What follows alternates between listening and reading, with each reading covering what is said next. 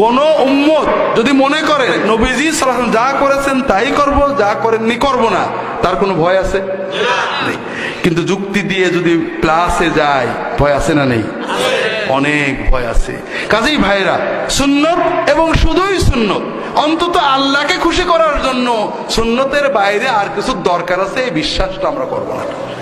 এই জন্য যখনই বান্দা নবীজির তরিকার বাইরে কোনো কিছুকে দিনের অংশ মনে করে, উত্তম মনে করে, তখন লা মাহালাতা অবশ্যই সে সুন্নত পদ্ধতিটাকে অন্তত অনুত্তম মনে করতে বাধ্য হয়।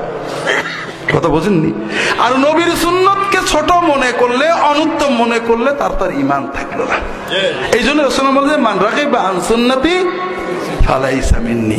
ছোট ছোট দরজা দিয়ে অনেক বড় বড় বেদাত ঢুকে যায়। আমাদের চেতনা হবে সুন্নতের। তালেব ইলমদের বলবো, আমার ইয়াকিন সমাজে অনেক সিলসিলা আছে, দরবার আছে, পথ আছে, পদ্ধতি আছে, অনেক কিছু আছে, আলহামদুলিল্লাহ বিভিন্ন পদ্ধতিতে দাওয়াত চলছে।